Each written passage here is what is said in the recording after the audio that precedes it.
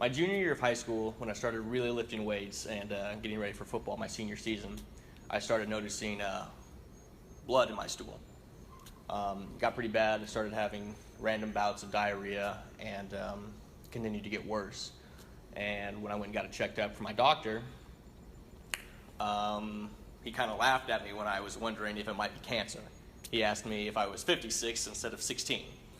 And so I was just like, all right, whatever. I guess I will continue to do my normal thing, lift weights, and get ready for football.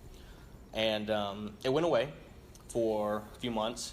My entire senior season, I got to play football and be disease-free. I had no idea what was actually going on with me. I had no idea that I had ulcerative colitis.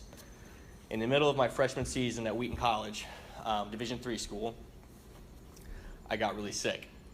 I started passing a lot more blood, tons of diarrhea. I couldn't even leave my dorm room. And the only time I ever left my dorm was to go to football practice, which was really dangerous because I could have gotten so many bad things could have happened on the football field.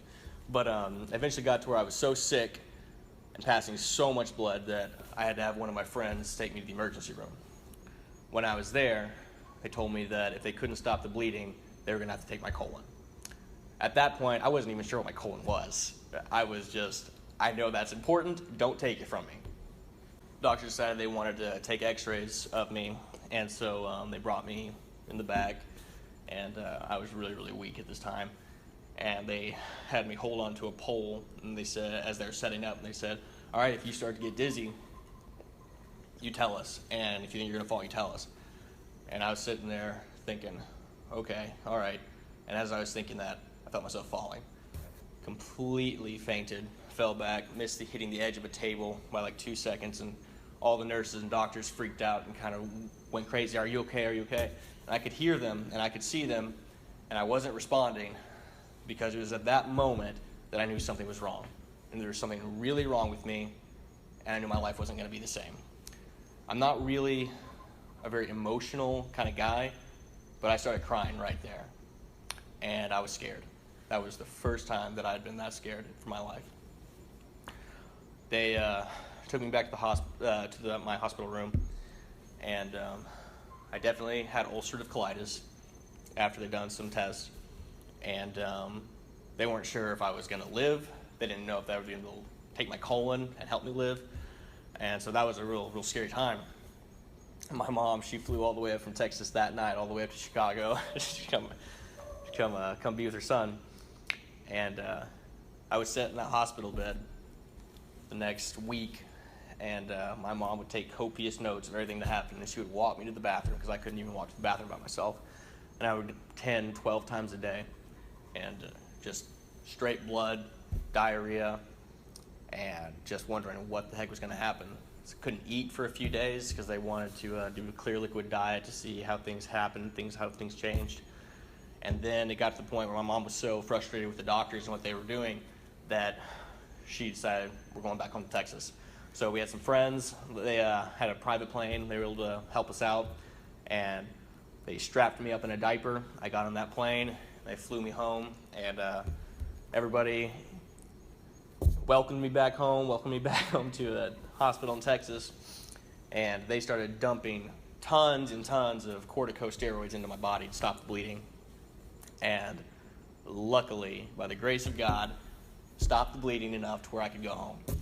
I had lost 30 pounds. I went from 165 to around 130, and that's kind of when my journey really started. They put me on tons of medications, prednisone, had a big moon face, and then within 2 months, I gained all the weight back, but almost completely of fat. And those of you who have ulcerative colitis or any inflammatory bowel disease, you know what it's like to have prednisone. Be on prednisone, be on all the other medications, and still have the symptoms, and it's just worse because everyone you see, they can tell you're on some sort of medication, you look really different, you feel really sick, you're moody all the time, and it's just a horrible existence, especially if you were really active before. I really wanted to go back to Wheaton and convinced my parents. The next semester I went back to Wheaton, trained with the football team, tried to do everything I could, but I just kept getting sicker and sicker and sicker. And I felt broken, and I'm sure those of you who've experienced similar things, you know what it is. You just feel completely broken on the inside. You just feel like your existence is just been turned to mush. And I tried really, really hard to find any way I could to heal it. Spent hours of time on the internet looking at other people who'd cured it, claimed there's some crazy things out there, and tried a lot of them. But it wasn't until I started looking on the YouTube that I found my answers. There were lots of other things I tried, but I came across High Carb Health, and those are the guys that helped me. The two brothers, one of them had ulcerative colitis when he was younger, and he switched to this whole food, plant-based diet, and completely rid himself of the disease. And his older brother believed in it so much that he quit his corporate job and they went into business together and helping people get better and do this. And so I decided, that's it. Completely changed my diet right there, stopped all meat and dairy, cold turkey, went completely vegan. Did that for an entire year. Got better within 2 to 3 months, went back to Wheaton, started playing football again, and it was really, really awesome.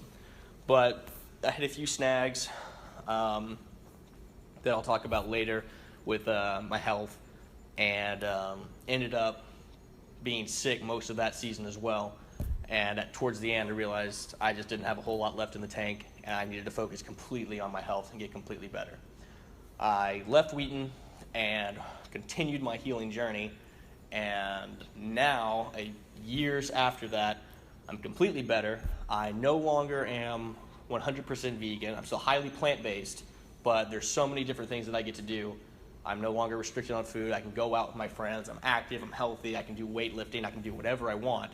And all I want to do is help people with the same problem. I'm studying nutrition for that purpose, and I would like to be a doctor someday. I'm not sure which type yet, but I would love to share any insights I have with everybody that I can.